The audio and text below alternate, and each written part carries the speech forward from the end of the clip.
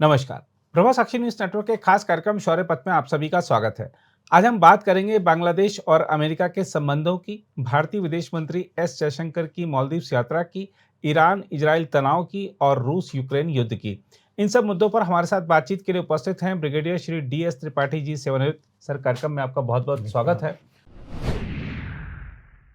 और शुरुआत सर पड़ोस से ही करते हैं, क्योंकि हमारा पड़ोस ही इस समय पूरी दुनिया में चर्चा का विषय बना हुआ है। एक समाचार रिपोर्ट में शेख हसीना के हवाले से दावा किया गया कि उन्होंने अमेरिका को सेंट मार्टिन द्वीप नहीं दिया, इसलिए उन्हें सत्ता से बाहर कर दिया गया। हालांकि इस दावे की सत्यता प्रमाणित नहीं हुई है, लेकिन यह तो बताया ही जाता है कि सेंट मार्टिन द्वीप पर अमेरिका की नज़र पहले से है। हम आपसे यह जानना चाहते हैं कि सेंट मार्टिन द्वीप का अमेरिका के लिए क्या रणनीतिक महत्व है? नीरज जी, देखिए, सेंट मार्टिन की जो आप बात कर रहे हैं, जी। न्यूज़ में तो अभी ज़्यादा आया है, जी। बहुत पहले इतना ज़्यादा नहीं था ये। लेकिन सेंट मार्टिन 1971 में जब बांग्लादेश आज़ाद हुआ, तभी से इसकी इम्पोर्टेंस रही है। जी। और इम्पोर्टेंस इस वजह से नहीं, जो अभी हम देख रहे हैं, जिसकी हम बात कर रहे हैं, ये इम्पोर्टेंस थी इस द्वीप का, क्योंकि जो बाउंड्री थी म्यांमार और बांग्लादेश की, उसकी जो बाउंड्री थी, उस डिस्प्यूट में इसका नाम था सेंट मार्टिन का। और सेंट मार्टिन देखिए, बेसिकली ये कोक्स बाजार जो मेन है बंदरगाह या इनका बांग्लादेश का, वहाँ से तकरीबन करीब बहुत ज़्यादा दूर नहीं है, नज़दीक है उसके साथ। और टोटल एरिया इसका 3 स्क्वायर किलोमीटर है बस, और करीब 37 से 3800 की टोटल पॉपुलेशन है वहाँ की। लेकिन यहाँ पर जो है मुख्य चीज़ें हैं, है कृषि का ही, चावल होता है, कोकोनट है, वहाँ पर दालचीनी होता है, और इसका एक नाम दालचीनी के ऊपर भी है, कुछ नाम है इस द्वीप का वहाँ पर, उसकी महत्ता उसकी वहाँ पर है।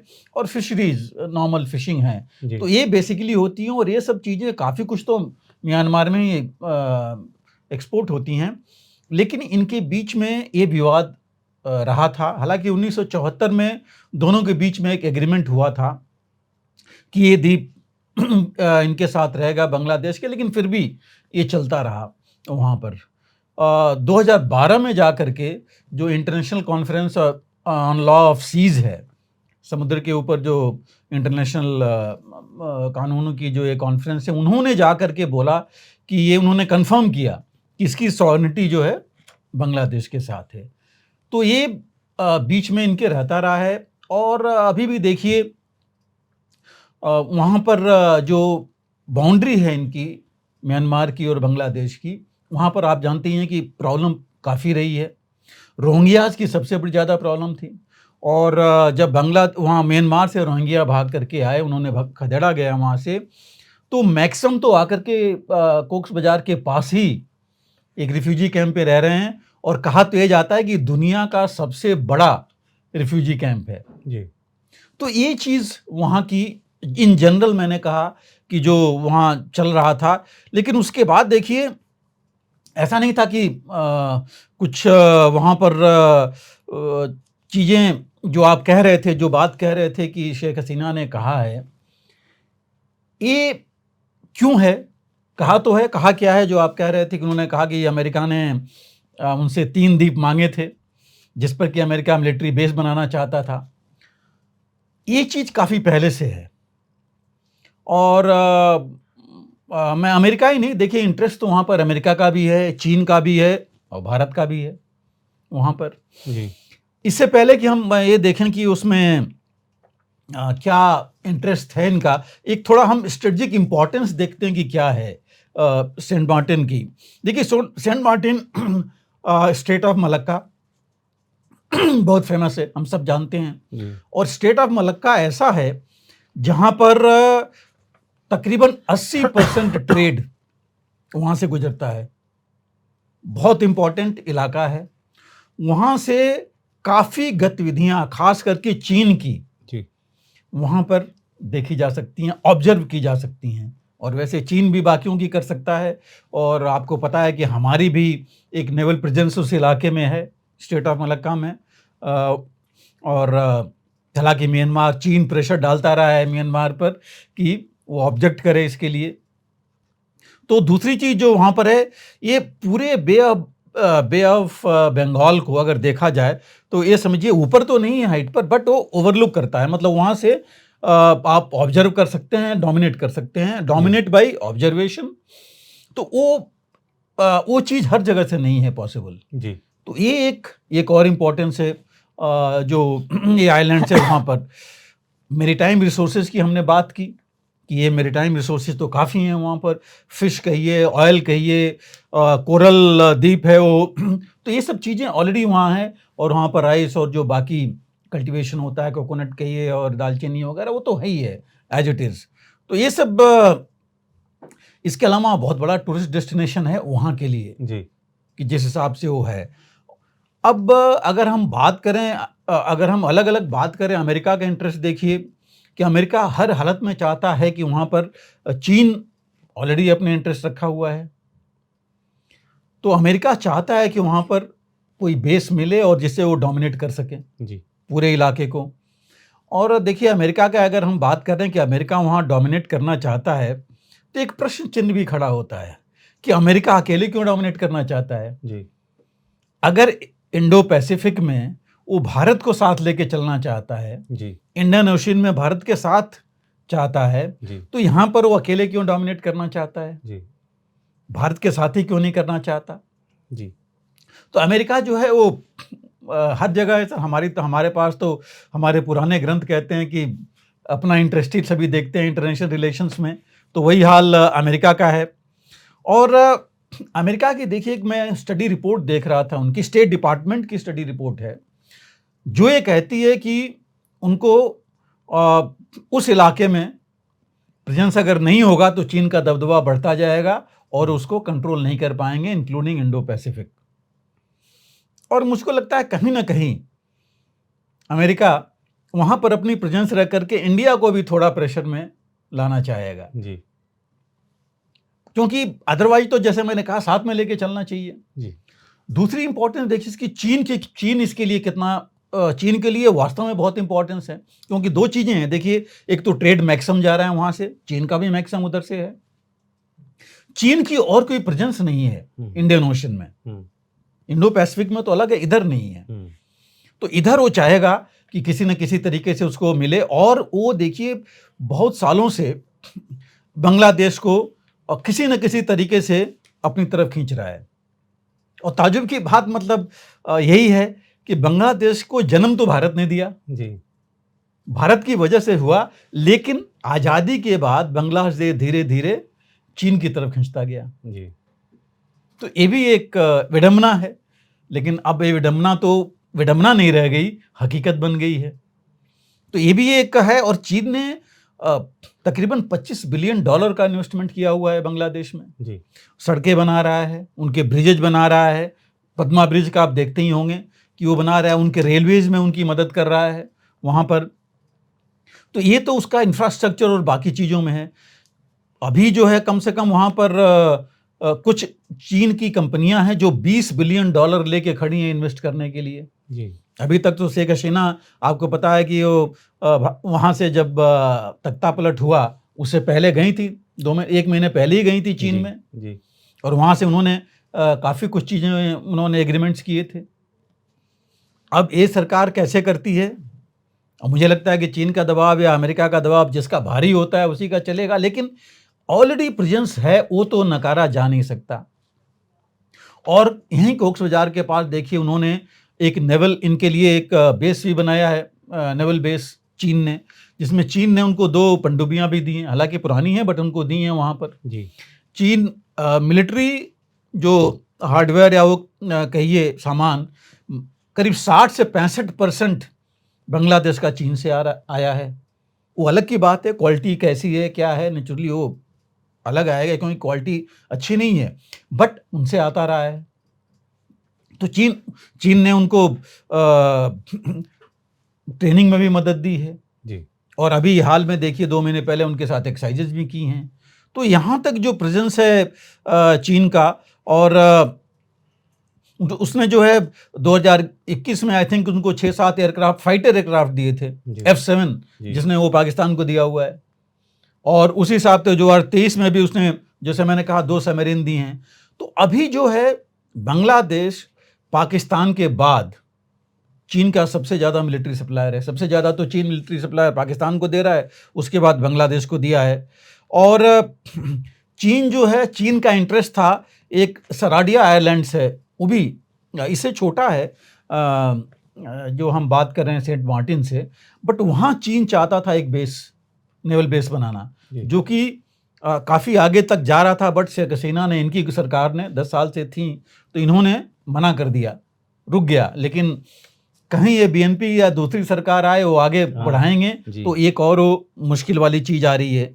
तो ये जो एक चीज़ है, इन वजह से इस सेंट मार्टिन का इम्पोर्टेंस था और अब और ज़्यादा बढ़ गया है। जी, जैसे मैंने कहा, तीनों का इंटरेस्ट है, अमेरिका का, चीन का और हमारा तो हमेशा रहा ही है। जी, अब इफेक्ट क्या होगा? देखिए, चीन वहाँ आ जाता है, बांग्लादेश में सेंट मार्टिन में आ जाए, या अमेरिका आ जाए। अमेरिका क्यों डोमिनेट करना चाहता है? क्या इंडिया को डोमिनेट करना चाहता है, या इंडिया की डोमिनेंस कम करना चाहता है उस इलाके में? जी, अगर इंडिया को साथ लेके नहीं चल रहा है तो जी, अगर तख्ता पलट अमेरिका ने कराया है जैसा कहा जा रहा है जी, तो फिर ये भी कारण हो सकता है।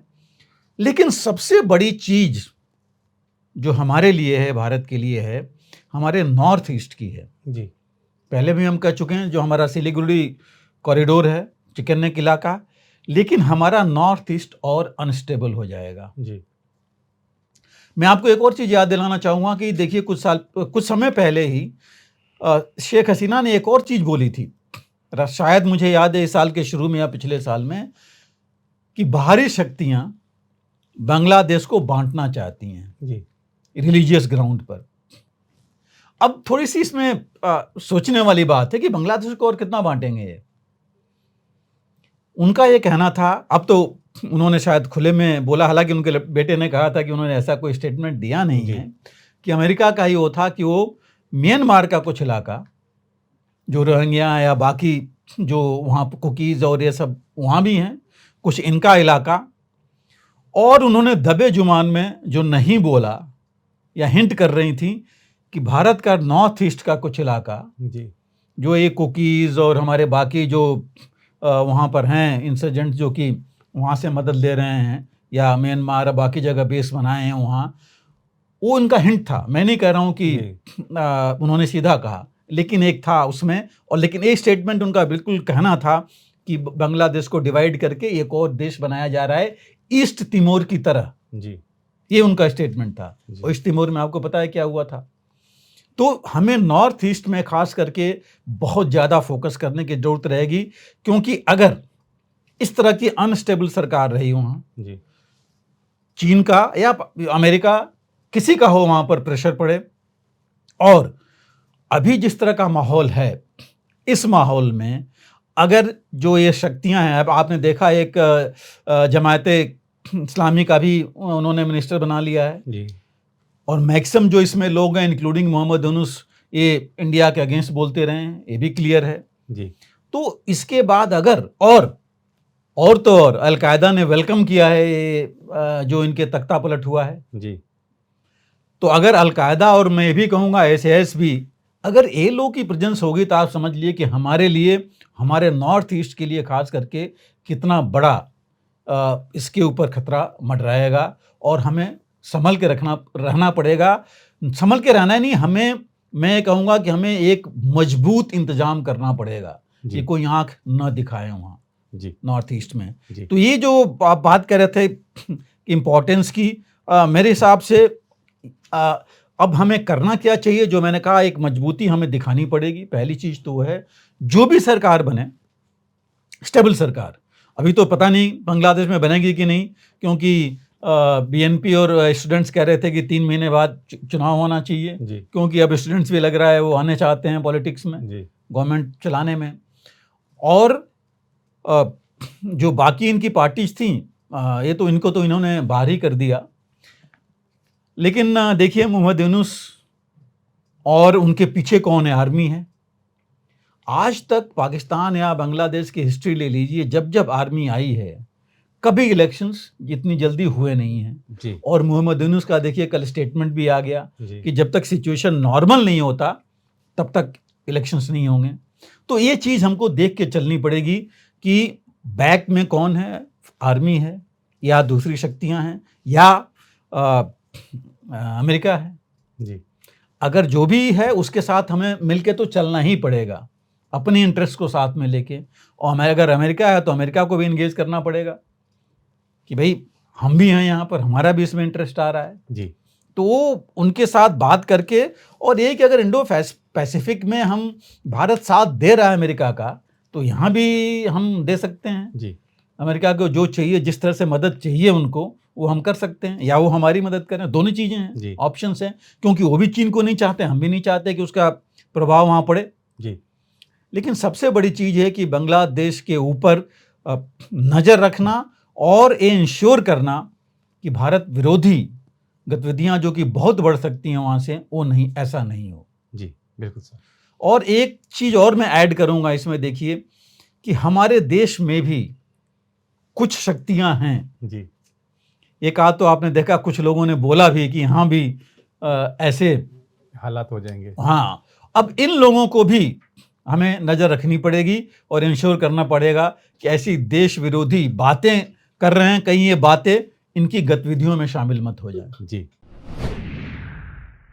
सर, भारतीय विदेश मंत्री एस जयशंकर की हाल की मालदीव्स यात्रा काफी सफल रही। आखिर दोनों देशों के संबंधों में आया तनाव यकायक दूर कैसे हो रहा है सर?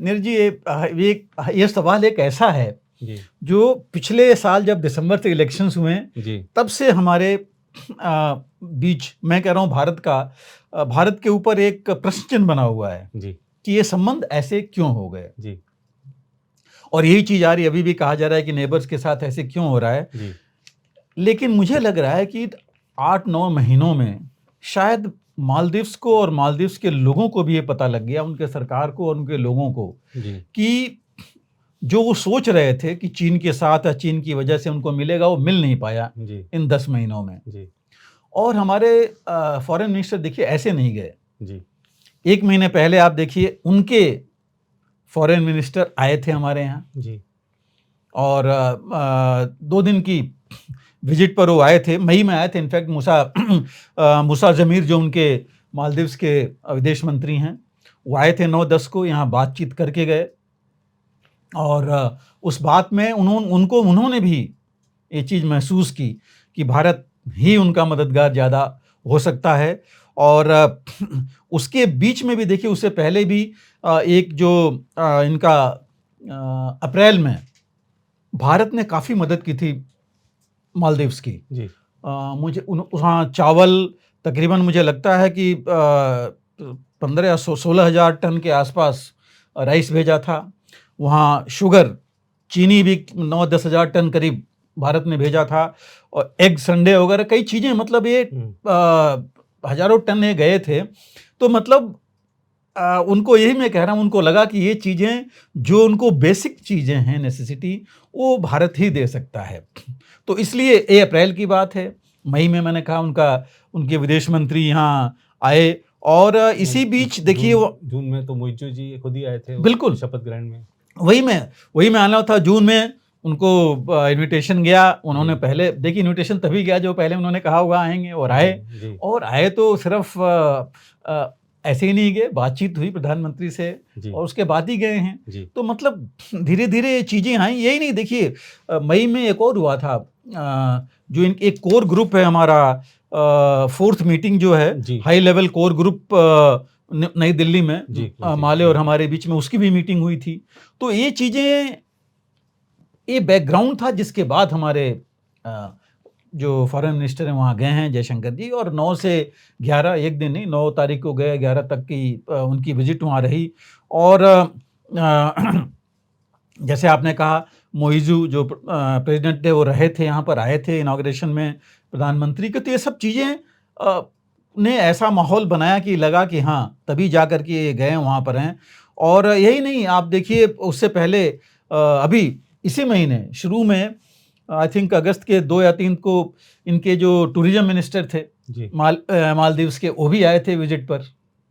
तो उनको भी लग रहा है कि टूरिज्म जो इतनी साल से उनके भारत की वजह से चल रही थी, और ये नहीं, भारत की जो वजह कहता हूँ उसका मतलब नहीं था कि सिर्फ भारतीय जा रहे थे सिर्फ उसी वजह से, जो कि उनका पहले 22% था, 22% से 16% सिर्फ टूरिस्ट हुए, टोटल टूरिस्ट जो उनके आते थे 22% भारत के, 16 अब तो सिर्फ 6% रह गए थे। तो देखिए नुकसान तो बहुत हो रहा है, लेकिन जिस तरह की इंडस्ट्री वहाँ डेवलप हो गई थी भारतीयों के लिए, वो खाली पड़ रही है, उनका नुकसान हो रहा है। तो ये सब चीज़ें थी जो कि उनका असर डाल रही है, और उनका मैक्सिमम तो टूरिज्म से ही इनकम होती है। तो ये सारी विजिट्स और ये सब चीज़ें बीच में हुई, इसका कारण था कि हमारे जब ये माहौल बना तब हमारे जो फॉरेन मिनिस्टर हैं वहाँ पर गए हैं।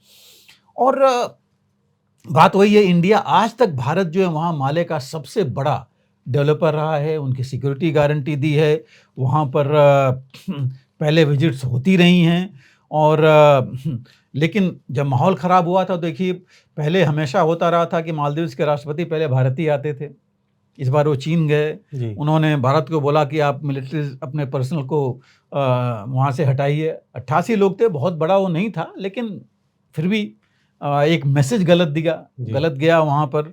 तो ये कुछ चीज़ें थी, लेकिन ये चीज़ें क्यों हैं ये भी हमको देखना पड़ेगा। मालदीव्स बहुत छोटा है, हज़ारों 4,000 से ऊपर तो उनके आइलैंड्स हैं छोटे बड़े, जिनको भारत उनके लिए बहुत कुछ कर रहा था। लेकिन जियो स्ट्रेटजिक इम्पोर्टेंस जो है मालदीव्स की काफ़ी है, खास करके इंडियन ओशन के उस इलाके में।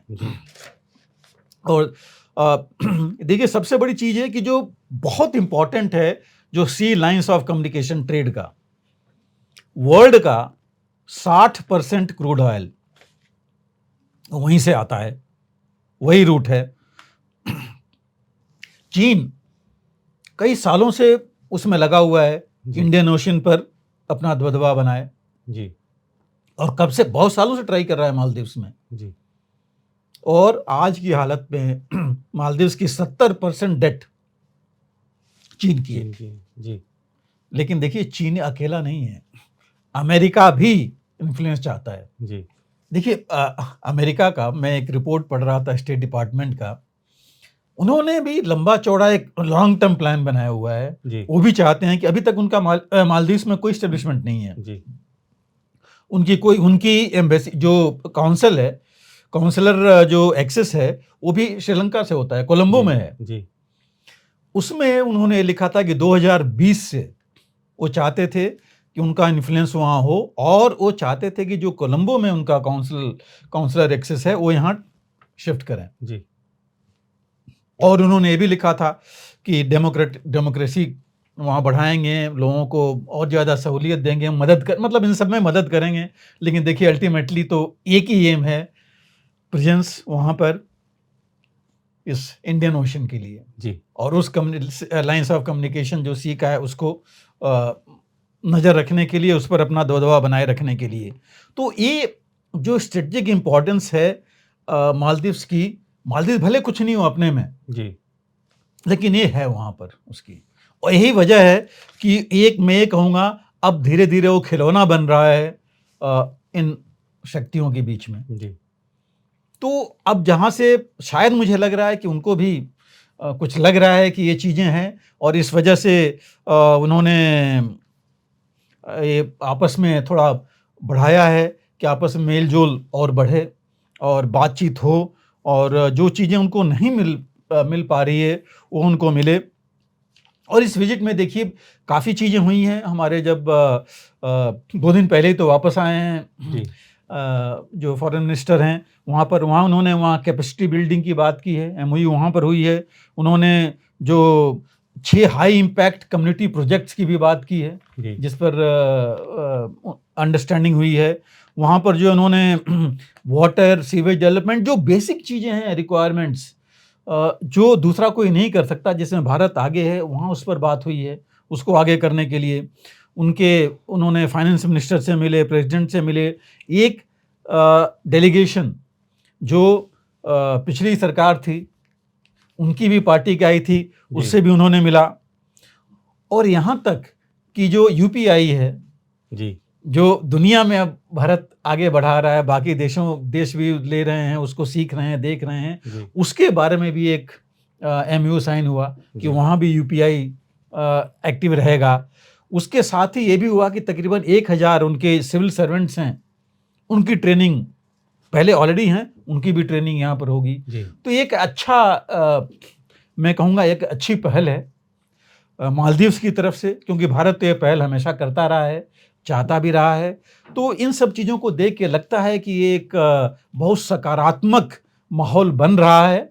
देखिए, हर एक माहौल बनने में समय तो लगता है, जी तो एक सकारात्मक माहौल बन रहा है और धीरे धीरे इससे संबंधों पर भी असर पड़ेगा।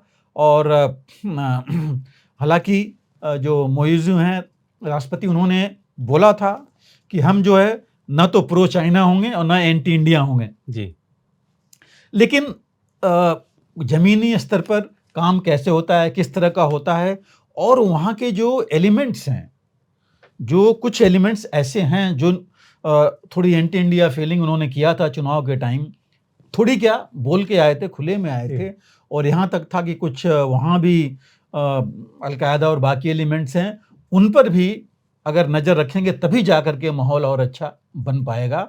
बट एक अच्छी और सकारात्मक पहल जरूर है। जी बिल्कुल सर। सर, ईरान चाह कर भी इजराइल पर हमला करने की हिम्मत क्यों नहीं जुटा पा रहा है? साथ ही इजराइल जिस तरह आक्रामकता से गाजा पर हमले बढ़ा रहा है, क्या उसको देखते हुए संघर्ष विराम की सभी संभावनाएं छीन हो चुकी हैं? और हम खबरें भी देख रहे हैं कि जो ईरान के जो प्रॉक्सीज हैं, वो अगर हमले की तैयारी कर भी रहे हैं, तो अमेरिका पूरी तैयारी कर है बचाव के लिए। बिल्कुल बिल्कुल। नहीं जी, देखिए, हमारी नज़र तो शुरू से है, जी और आपको याद होगा कि हम लोगों ने बोला था कि ये लंबा खिंचेगा, इतनी जी जल्दी समाप्त नहीं होने वाला है। जो कहा जा रहा था कि 2-3 महीने में जी हो जाएगा, जी 9 महीने हो गए, 10 महीने, 10वां महीना शुरू हो गया। जी जी और ये भी देखिएगा, अभी भी माहौल इतनी जल्दी नहीं हो पाएगा जो ख़त्म हो पाएगा। जी अभी जहाँ तक ईरान की बात है, शुरू से चल रहा था कि ईरान ऑलरेडी शुरू से ही इजराइल के खिलाफ रहा है। जी मैं कहूँगा कि इजराइल की एग्जिस्टेंस के खिलाफ रहा है, जी कि इजराइल तो होना ही नहीं होना ही चाहिए, नहीं चाहिए। और इसीलिए उसने एक्सिस ऑफ रेजिस्टेंस बनाया था, जी जिसमें हमास, हिजबुल्लाह और जो आप कह रहे हैं 3-4 बाकी ग्रुप्स, कई ग्रुप, 14 ग्रुप जी। तो ऑलरेडी हैं यहाँ इनके, हमास और फिलिस्तीन्स के, जी बाकी भी जो हैं हौतीज और बाकी जगह पर हैं। तो ये चल रहा था, और इनका एनिमिटी पहले से शुरू से है। लेकिन हम सिर्फ इसी पर आए, अभी देखिए पिछले एपिसोड, पिछले कुछ दिनों में, पिछले उसमें हमने पहले बात भी कर रखी है, हम वहीं से लेके चलेंगे कि ईरान के राष्ट्रपति मारे गए, क्यों मारे गए, कैसे मारे गए, उस पर अभी तक कोई खुल के नहीं आया, लेकिन दबे जुबान में सभी कहते हैं। जी ईरान के जो है, ईरान ने मिसाइल अटैक किया था इजराइल पर, जिसमें 99% कहा जा रहा है कि मिसाइलें तबाह कर देंगी हवा में। जी इजराइल ने उसका ईरान के ऊपर मिसाइल्स अपनी दागें, जिसमें कहा जाता है कि इजराइल जो है ईरान के एक न्यूक्लियर बेस तक, पावर प्लांट तक पहुंच गया था, नज़दीक, पूरा उस पर नहीं गया। इजराइल की तरफ से कहा गया कि जानबूझ के नहीं गए, बट दिखाया कि हाँ, हम यहाँ तक पहुँच सकते हैं। जी ये चीज़ हुई।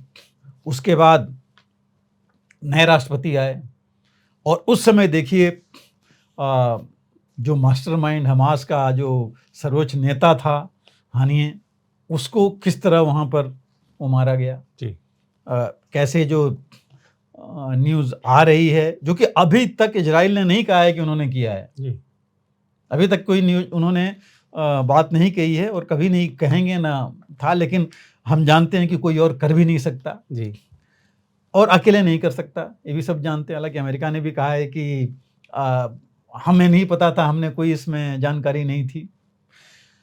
अब ये एक तरह से देखिए, ईरान के ऊपर एक, जैसे उनके न्यूज़ में भी है कि बहुत बड़ा तमाचा है उनके ऊपर, किसी ने एक बहुत बड़ी बेइज्जती है कि राष्ट्रपति का उस समय इनॉग्रेशन हो रहा है, और इसको चूंकि वो हमास का एक लीडर मानते थे, वो लीडर की उसको स्टेटस दे रखा था, वो मारा गया, और इनके भी लोग मारे गए। हालांकि वो बहुत सुरक्षा उसमें था, घेरे में, लेकिन फिर भी मारा गया। उनका एक जनरल भी मारा गया जो उनसे मुलाकात कर रहा था।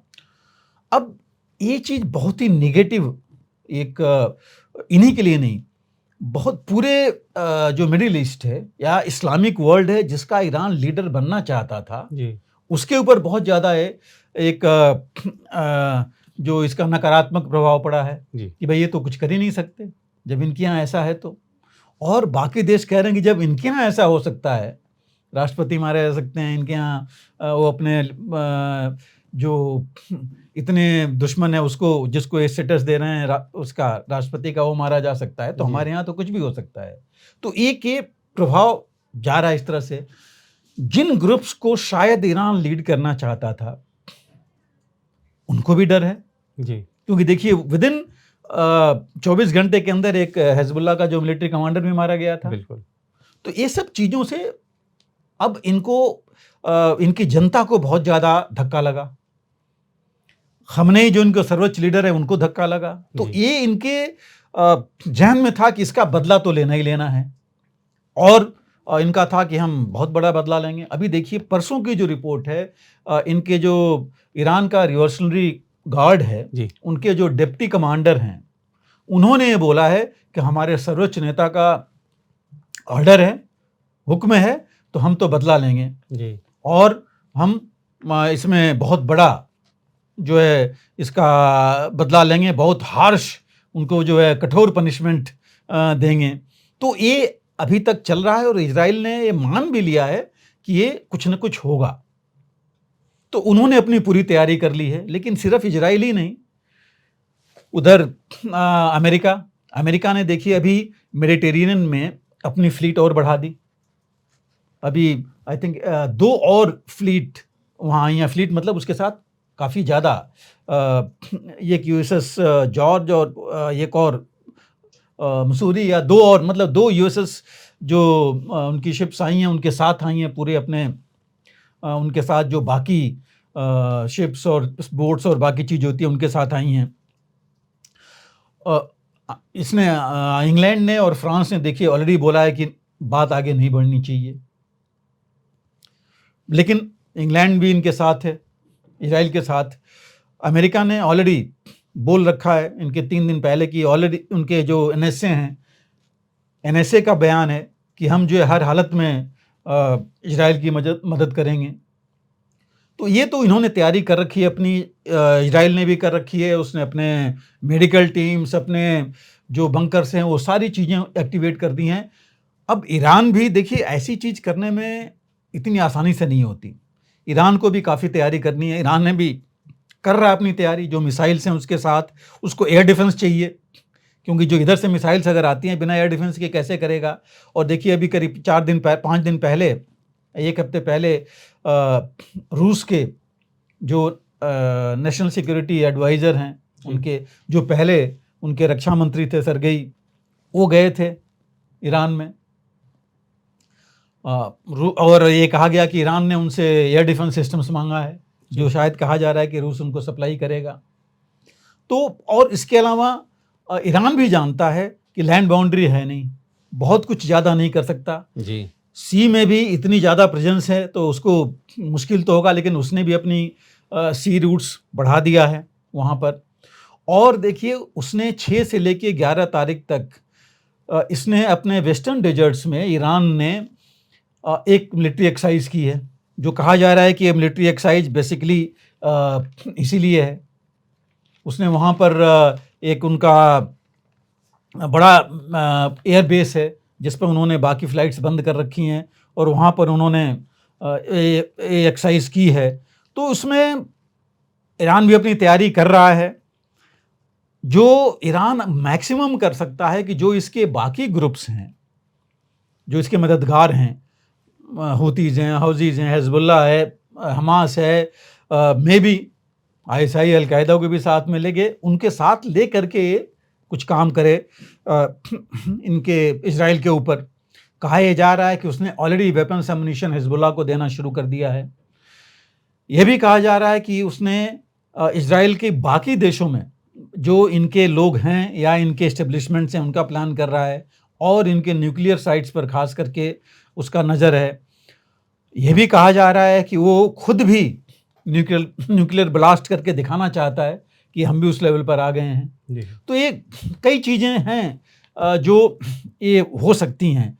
लेकिन इस बीच एक और भी खबर है कि जो अभी नए उनके राष्ट्रपति हैं वो जा कर के मिले थे जो सर्वोच्च उनके नेता हैं खमनेई से, ये कहते हुए कि अगर हम इसमें पड़े तो हमारा बहुत ज़्यादा नुकसान हो सकता है, सैंक्शंस लग सकती हैं जी। ऊपर से मिसाइल्स और बाकी जितनी भी ये इनका नुकसान होगा ही होगा, लोगों का नुकसान होगा, तो मिलिट्री और इकोनॉमिक दोनों होगा। जी। लेकिन ये भी खबर है, न्यूज़ जो वहाँ की है कि खमनेई बिल्कुल गुस्से में, उनका ये कहना कि चाहे कुछ भी हो हम जो है इससे पीछे नहीं हटेंगे और इसका हमें जवाब देना होगा। जी। तो ये भी चीज़ वहाँ पर चल रही है। और वही आपको बता रहा था मैं कि जो हमदान उनका एयर बेस है वहाँ पर काफ़ी एक्टिविटी वो कर रहे हैं मिसाइल्स की। इवन हिजबुल्लाह भी कुछ मिसाइल्स आगे उसने मूव कर लिया है जी। अपने लॉन्च करने के लिए, लॉन्च साइट्स के आसपास ले गया है। और जो मैं कह रहा था कि रूस एयर डिफेंस सिस्टम्स दे रहा है ईरान को, एक्चुअली ये तो राइटर्स की खबर है, राइटर ने अपने परसों की खबर में दिया हुआ है जी। कि ये ऑलरेडी कुछ S-300 और कुछ और मिसाइल शायद वो वहाँ पर दे रहा है। और दूसरी तरफ देखेंगे अगर आप तो अमेरिका और ईरान से अमेरिका और मिडिल ईस्ट के जो देश हैं, इजिप्ट लीजिए आप, कतर लीजिए, यूएई और यूनाइटेड किंगडम, फ्रांस से काफ़ी प्रेशर है ईरान पर ये रोकने के लिए हमला, क्योंकि वो चाहते हैं कि कुछ भी इससे पहले हो, जो पीस डील है, सीज फायर वाली जो डील है इसके साथ हमास और इजराइल की, वो उस पर जो है बात आगे बढ़े। और 15 अगस्त को उन्होंने मीटिंग रखी हुई है जिसमें इजराइल ने तो जाने के लिए हामी भर दी है, हमास ने शायद बोला है कि हम जो है ज़रूरत नहीं है इसमें, आप जो पीस डील ऑलरेडी हम बात कर चुके हैं उसी पर आगे बढ़िए। जी। तो कहीं ना कहीं हमास भी चाहता है, हालांकि हमास ने तो पहले ही बोला था कि हानिये के मारे जाने के बाद कि ईरान बदला ले चाहे नहीं ले, हम तो ज़रूर बदला लेंगे। जी। लेकिन हमास को ही पता है कि अकेले वो बदला नहीं ले सकता। अभी तक की रिपोर्ट के हिसाब से ऑफिशियली जो पैलेस्टीनियन अथॉरिटी कह रही है उसके हिसाब से 40,000 से ज़्यादा पैलेस्टीनियंस मारे गए अभी तक। मैंने पहले कहा था एक जो इनकी लांसेट की रिपोर्ट है वो कहती है कि 1,80,000 उसके पास है, उससे ज़्यादा है। तो आप देख सकते हैं कि जब इतने लोग अगर मारे गए, डिस्प्लेस हो गए, तो अभी तो रूबल्स उसके नीचे कितने लोग पड़े हुए हैं मलबे में पता ही नहीं है। तो ये सब देख करके हमास अकेले तो कर नहीं सकता। तो ये एक चीज़ है जो कि रोक रही है ईरान को, कि ईरान के पास देखिए अभी भी अगर आप मिलिट्री कंपैरिजन कीजिए तो बहुत पीछे है। जी। अमेरिका के 19 बेसेज हैं, मिलिट्री बेसेज मिडिल ईस्ट में। जी। कतर में उसका ऑपरेशंस कमांड है, पूरे कमांड मतलब वहाँ कंट्रोल करने के लिए। तो आप समझ लीजिए कि इतनी आसान भी नहीं है सारा कुछ। अमेरिका अपना प्रेजेंस रखे हुए है, मैंने कहा अभी फ्लीट्स उसने बढ़ाई रखी हैं वहाँ पर, तो काफ़ी प्रेशर है ईरान के ऊपर। इसलिए ईरान इतनी जल्दी ये कदम ले नहीं सकता, और कोई भी होता ईरान की जगह तो शायद इतनी जल्दी नहीं करता कि बस एक मिसाइल्स जैसे पहले किया था उन्होंने। जी। तो ये तो ज़रूर लेगा ईरान, लेकिन हो सकता है कि दूसरे तरीकों से, जैसे हमने बात की, प्रॉक्सीज के थ्रू करे, डायरेक्टली नहीं करे, बट कुछ न कुछ एक्शन वो ज़रूर लेगा। और हमास में भी देखिए दो फाड़ हैं। कुछ लोग कहते हैं कि इससे इतने लोग मारे जा रहे हैं, इतना सब करने का कोई फ़ायदा नहीं है, तो वो कहते हैं कि सीज फायर पर बात करो। सिनेवार जो वो अभी चीफ बना है, एक्चुअली तो देखा जाए तो एक्चुअल लड़ाई में तो वही इन्वॉल्व था, क्योंकि गाजा में वही था, हानिये तो था नहीं, हानिये तो कतर में अपने उसमें रह रहा था। तो सिनेवार अगर इसमें इन्वॉल्व था और पीस प्रोसेस में भी इन्वॉल्व था, हालांकि ज़्यादातर हानिये था बट ये भी था। तो अब सिनेवार किस तरह लेकर के आगे बढ़ना चाहता है वो भी देखना पड़ेगा।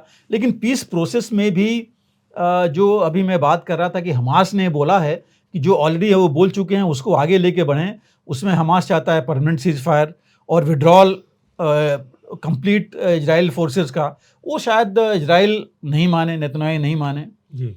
तो आपको याद होगा कि जब ये 3 महीने से ऊपर हो गए इस पीस प्रोसेस की बात होते होते, तब भी हमने यही कहा था कि ये दोनों चीज़ें इतनी कॉन्ट्राडिक्टरी हैं कि नेतन्याहू के लिए भी मुश्किल है और हमास के लिए भी मुश्किल है। तो ये लगता नहीं कि इतनी जल्दी ये हो पाएगा। लेकिन आपने जैसे कहा, ईरान के ऊपर काफ़ी प्रेशर है दोनों चीज़ों के लिए। जी। इंटरनल प्रेशर दिखाने के लिए कि इजराइल के खिलाफ क्या एक्शन लिया, और बाकी प्रेशर और डर भी कि नुकसान बहुत ज़्यादा हो सकता है, और ये भी कि अगर पीस प्रोसेस, अगर तुमने अटैक किया तो पीस प्रोसेस और डिरेल हो जाएगी जी। और ज़्यादा नुकसान होगा। तो प्रेशर काफ़ी है ईरान के ऊपर। लेकिन ईरान को, जैसे मैंने कहा, ईरान अपना आंतरिक ज़्यादा देखेगा, अपना इंटरेस्ट भी देखेगा, और प्रॉक्सीज के तरीके से या कोई ना कोई ये रास्ता निकालेगा कि चाहे इजराइल वहाँ पर या कहीं और कुछ ना कुछ एक्शन ले। इजराइल के लीडर्स के ऊपर डायरेक्ट अटैक तो मुझे मुश्किल लग रहा है आज की तारीख में। हालांकि इजराइल में काफ़ी हैं। अभी देखिए गैलेंट ने गलांत उनके जो रक्षा मंत्री हैं, उन्होंने ही बोला है कि ये जो पॉलिसी है वो ठीक नहीं है नेतन्याहू की जो चल रही है। लेकिन ये देखिए चलता रहता है, डिस्कशन तो विद इन उनके स्टेट में है। नेतन्याहू का भी उनके मैसेज आया था उनकी डिपार्टमेंट से, ये कहते हुए कि जो बात गलांत अभी बोल रहे हैं वो इजराइल के लिए अच्छा नहीं है। तो लेकिन कहीं ना कहीं मुझे लगता है कि पीस का, अगर सीज फायर का थोड़ा रास्ता आ गया तो हो सकता है बातचीत का माहौल बने और थोड़ा सा टेंशन डाउन हो इसके ऊपर। जी बिल्कुल सर। यूक्रेनी सैनिक अब रूस में घुसकर दुश्मन से लड़ रहे हैं। तीसरे वर्ष में प्रवेश कर चुके इस युद्ध में आए इस नए मोड़ को कैसे देखते हैं आप? नीरज जी, सही कहा आपने। एक बहुत बड़ा मोड़ है जी कि ये चीज़ रूस ने कभी सोचा नहीं था जी कि ऐसा होगा जी। और इस इलाके में, हालांकि इस इलाके से रूस ने तो काफ़ी अपने यूक्रेन के अंदर गई हैं इनकी सेनाएं, बट उन्होंने ये नहीं सोचा कि ये चीज़ यहाँ पर हो पाएगी। जी, अब सुनते हैं कि वो कुछ क्षेत्र भी कब्जा लिया। बिल्कुल, देखिए मैं थोड़ी सी उसकी बात करें, ये जो इलाका है, देखिए रूस का, अगर आप सिर्फ बाउंड्री की बात कीजिए तो रूस और यूक्रेन की बाउंड्री 2295 किलोमीटर की है, जिसमें 1974 किलोमीटर ज़मीनी हिस्सा है और बाकी बैलेंस 321 किलोमीटर जो है समुद्री हिस्सा है। ये जो 1974 किलोमीटर का हिस्सा है इनका, रूस और यूक्रेन का, ये जगह तो है उसमें काफ़ी, कोई कहीं से इनकर्जन कर सकता है। और जैसे कहा जा रहा था कि यूक्रेन पूरा इतना डिफेंड नहीं कर सकता, उसी हिसाब से रूस भी इसमें पूरे इलाके में अपनी डिफेंस तो रख नहीं सकता जी। अब इस इलाके में उन्होंने अपना कुछ डिफेंस रखा नहीं था, और ये जो इलाका है कर्स्क रीजन, उसमें सुरजा, और ये खास करके सुरजा जो जगह है वो है कि वहाँ से गैस पाइपलाइन का ट्रांजिट स्टेशन है जी। और वहाँ से सारी गैस जो है यूरोपियन यूनियन में जाती थी और अभी भी जा रही है और वाया यूक्रेन जा रही है जी। लेकिन अब सिर्फ 25% गैस जा रही है, लेकिन अभी भी वो गैस वहाँ से 25% गैस वहाँ से जा रही है। और इसी वजह से शायद रूस को लगा होगा कि यहाँ पर कुछ हो नहीं पाएगा, ये नहीं करेंगे क्योंकि ये तो यहीं से सारी चीज़ें वहाँ पर जा रही हैं। और छोटी सी टाउन है वहाँ, कोई बहुत ज़्यादा नहीं है, 4-4.5 हज़ार की स्ट्रेंथ है, लेकिन वो इलाका जो है पूरा काफ़ी है।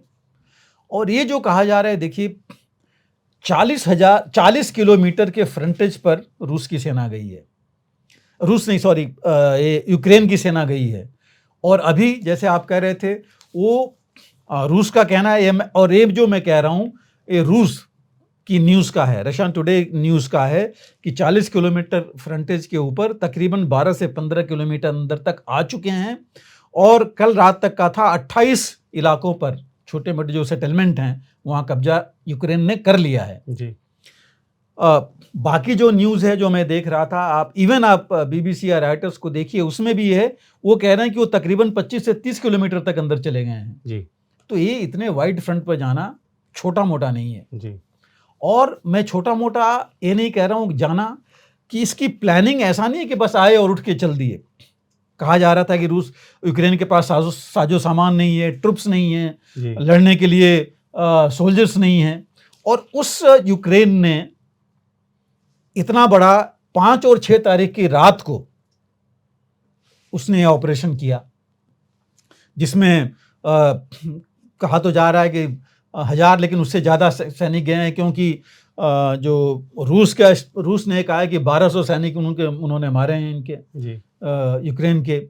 और टैंक्स हैं, आर्मर्ड पर्सनल कैरियर्स हैं, ड्रोन्स हैं, ये सब लेकर के अंदर गए हैं और 28 सेटलमेंट पर कब्जा कर लिया इन्होंने, जो कहा जा रहा है अभी। अब आप ये समझिए, और इसमें अभी भी रूस के न्यूज़ के हिसाब से 2000 लोग वहाँ पर उस इलाके में फंसे हुए हैं। 76,000 के आसपास लोगों को रूस वहाँ से खाली करा रहा है पूरे इलाके में। तो ये छोटा मोटा नहीं है, ये एक बहुत प्लान्ड है। और कहाँ तक ये जा रहा है कि ये तकरीबन 4 महीने की प्लानिंग हुई है जी। यूक्रेन में अंडर नाटो। ये पूरा स्टडी करके, पूरी प्लानिंग इंटेलिजेंस लेके उन्होंने ये प्लानिंग की है और आज इतनी दूर वो चले गए हैं। अब कहा ये भी है कि रूस उनको निकाल भी सकता है, खदेड़ भी सकता है, लेकिन देखिए एक चीज़ मान के चलना पड़ेगा। मैं जो हमेशा कहता रहा हूँ, चाहे इजराइल था, चाहे यूक्रेन में था, बिल्ट अप एरिया मीन्स अगर आप टाउन्स और गाँव में पहुँच गए हैं तो उसकी लड़ाई इतनी आसान नहीं होती। खुले ज़मीन की लड़ाई नहीं है। वहाँ पर आपको एक एक सड़क, एक एक घर से लड़ाई करनी पड़ती है, जाके क्लियर करना पड़ता है जी। और वो समय लगता है। जी। तो अगर यूक्रेन इस समय चलिए हम 12 और जो 12 रूस कह रहा है, 30 नाटो कह रहा है, अगर उनकी न्यूज़ है, तो हम बीच का लें कि 20-22 किलोमीटर भी चला गया अगर उनके अंदर, तो भी निकालना इतना आसान नहीं होगा, इतना जल्दी नहीं हो पाएगा खाली कराना पूरा। तो ये एक बहुत बड़ी चीज़ है यूक्रेन के लिए। हालांकि यूक्रेन चुप रहा इस मामले में, उन्होंने बहुत ज़्यादा नहीं बोला। 2 दिन पहले ही जेलेंस्की ने बोला कि हमें जवाब देना जरूरी था दुश्मन को। तो एक मैं कहूँगा उपलब्धि है। कितना रहता है और कितना स्ट्रेंथ है जिसके साथ जा सकते हैं, इसके ऊपर डिपेंड करेगा कितना उसको रोक सकते हैं। और जैसा कहा जा रहा है कि यूक्रेन की सेना वहाँ डिफेंसेस बनानी शुरू कर दी। मतलब वो बंकर वगैरह अगर बना लेते हैं, डिगिंग कर लेते हैं, तो उनको जल्दी निकालना बहुत मुश्किल होगा जी। क्योंकि हर एक बंकर को, हर एक को खाली कराना पड़ेगा आपको। कोई कुछ भी पीछे रह गया और आप आगे निकल के सोचेंगे कि कर दिया, वो हो नहीं पाएगा जी। तो समय लगेगा और इनको इतना आसान नहीं होगा खाली कराना, क्योंकि रूस ने उसको पूरा खाली छोड़ा हुआ था, उसके ऊपर उनका ध्यान नहीं था कि ऐसा हो पाएगा। हालांकि हर एक मिलिट्री थिंकर सबने हर एक जगह ये बोला है कि आप 10 चीज़ें सोचें कि 10 ये तरीके हैं जो कि दुश्मन इन्हीं रास्तों से या इन तरीक़ों ये अपना सकता है, लेकिन वो हमेशा जो आपका दुश्मन है वो 10 की जगह 11वां अपनाएगा जी। और वही किया है यूक्रेन ने। तो ये तो है यूक्रेन के लिए। अब इसके इम्प्लीकेशंस अगर देखे जाएं कि एम क्या हो सकता है, क्यों यूक्रेन ने ऐसा सोचा या नाटो की तरफ से हुआ। देखिए, एक तो सबसे बड़ी चीज़ है कि एक मोरल बूस्टर है यूक्रेन के लिए, जो इतना नीचे जा रहा था, उनके ट्रूप्स के लिए, उनके जो भी लोग हैं। और यूक्रेन ये दिखा दिया कि उसके पास लड़ाई की ताकत है, फाइटिंग पावर है, वो ये कर सकता है, अंदर जा सकता है। दूसरी चीज़ देखिए, लड़ाई में अभी धीरे धीरे लग रहा था कि यहाँ भी कोई पीस प्लान है, सीज फायर की बात होगी जी। बातचीत शुरू हो गई थी कि आपस में बात होनी चाहिए। अभी तक बार्गेनिंग के लिए यूक्रेन के पास कुछ भी नहीं था।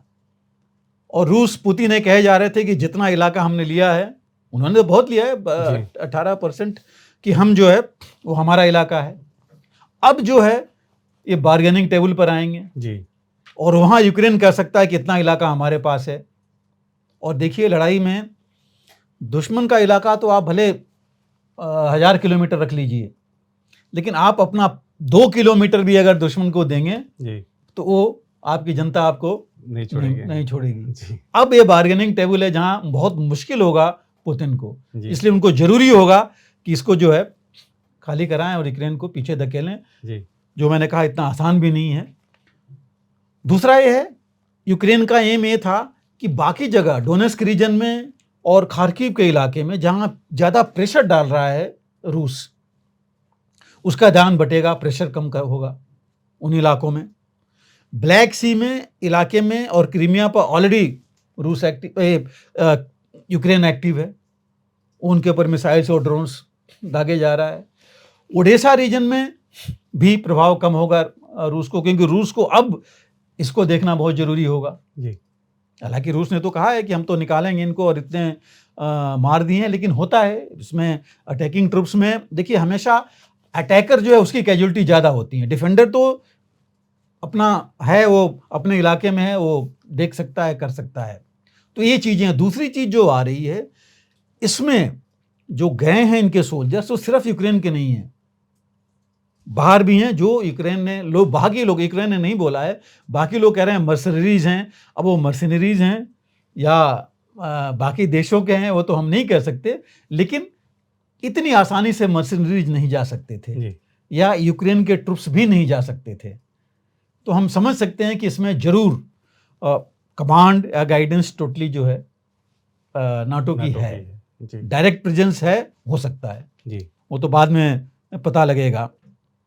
और ये जो एक बड़ा प्लान अगर नाटो का है, वो ये भी है कि रूस की ऐसी कमजोरियां देखें और कहाँ कहाँ कमजोरियां हैं, और अब जो है अगर लड़ाई नहीं बढ़ती रहनी है, नहीं मानना है, तो उस इलाके में ये भी जो है अंदर जाएं। तो ये एक गेम प्लान ये भी हो सकता है।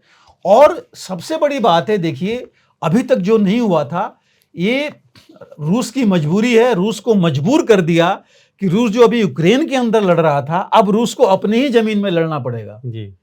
अपनी ही जमीन में लड़ाई कर रहा है, अपने ही लोगों को एवेक्यूएट करके पीछे ला रहा है और उसके लोग फंस रहे हैं, अब उसको अपना देखना पड़ेगा। तो ये एक चीज यहां पर जो आ गई है, जो रूस ने सोचा नहीं होगा।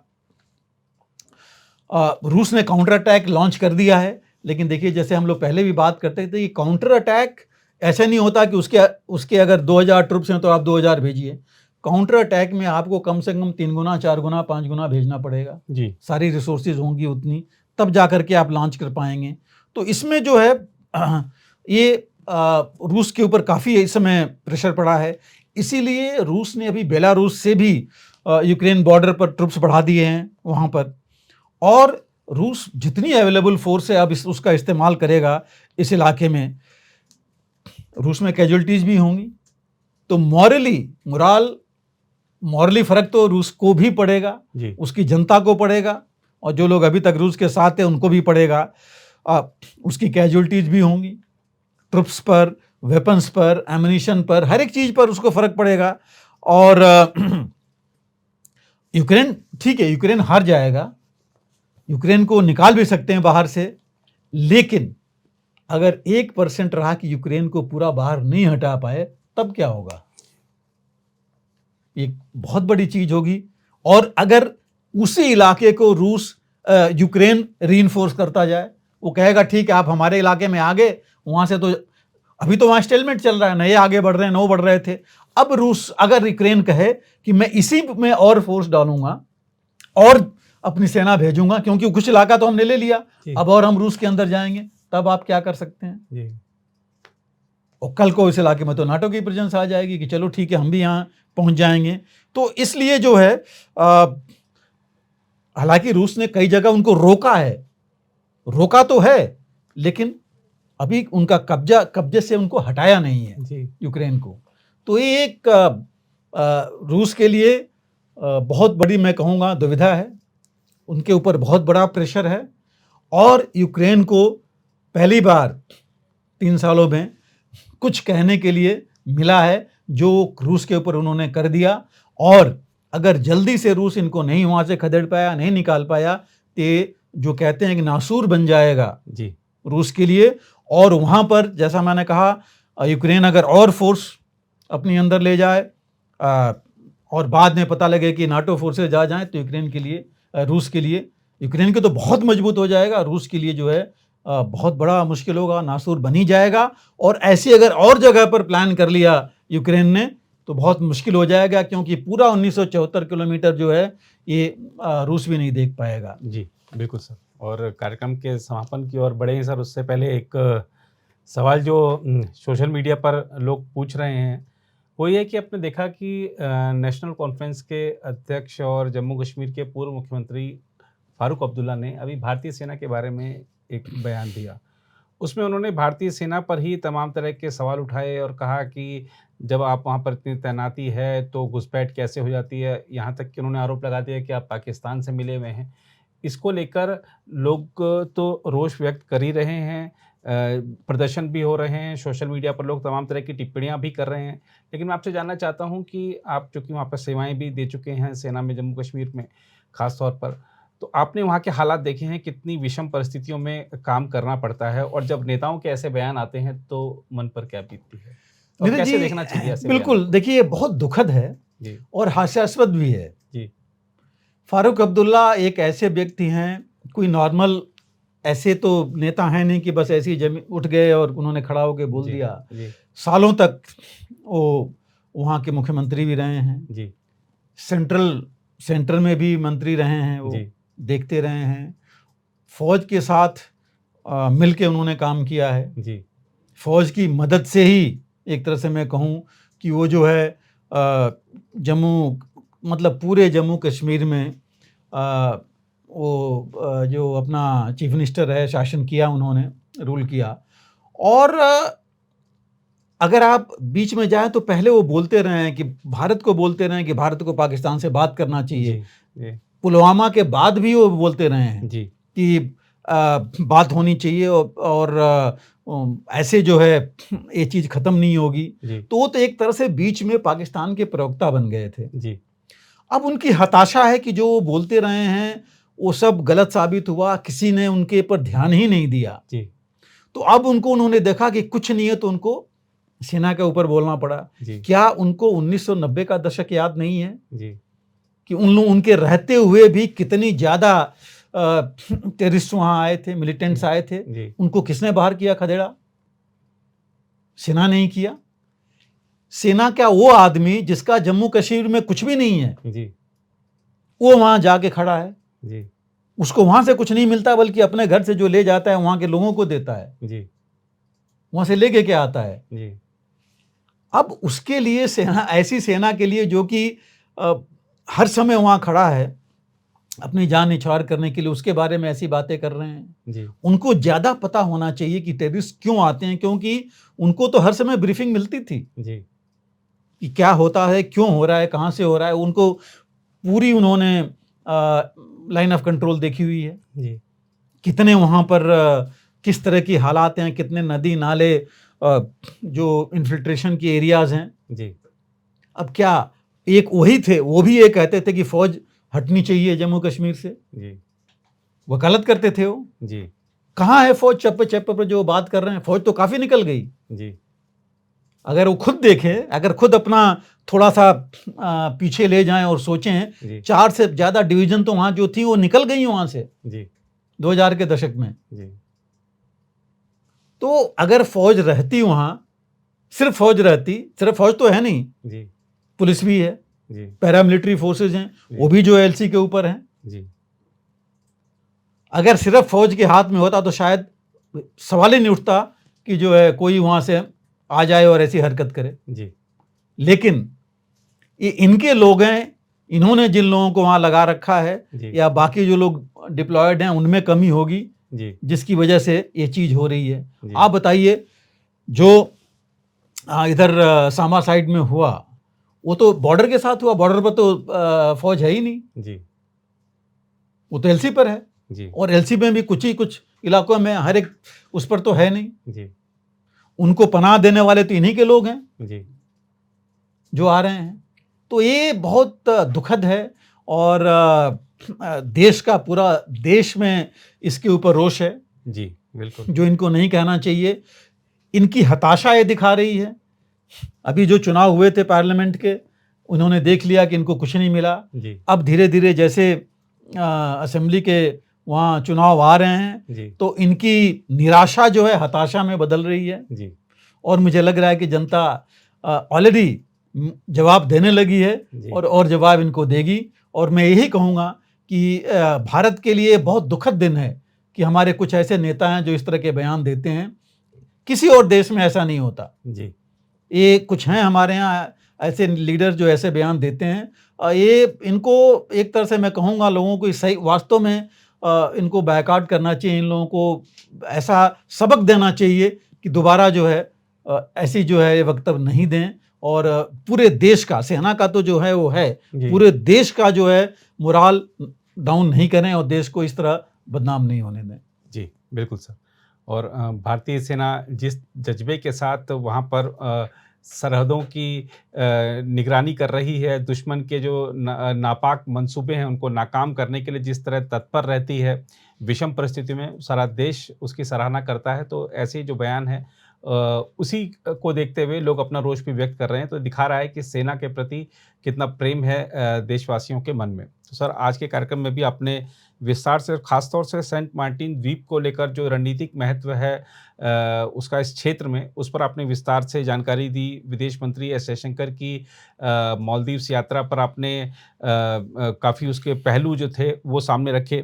इसके अलावा ईरान और इजराइल के बीच चल रहे तनाव, क्या संघर्ष विराम हो सकता है, गाजा में जो युद्ध चल रहा है उसको लेकर आपने जानकारी दी। और साथ ही रशिया यूक्रेन युद्ध में जो नया मोड़ आया है उस पर भी आपने विस्तार से जानकारी दी है। तो आज का भी कार्यक्रम हमारे पाठकों दर्शकों के लिए काफ़ी ज्ञानवर्धक साबित होगा। सर आप इस चर्चा से जुड़े, आपका बहुत बहुत आभार। फिलहाल इस रिपोर्ट में इतना ही। बाकी देश दुनिया की खबरों के लिए बने रहें आप प्रभा साक्षी के साथ। अगर आप भी लेना चाहते हैं देश दुनिया की तमाम जानकारी तो आज ही सब्सक्राइब करें हमारे चैनल को। साथ ही नीचे दिए बेल आइकन को जरूर दबाएं ताकि हर अपडेट आप तक पहुंच सके।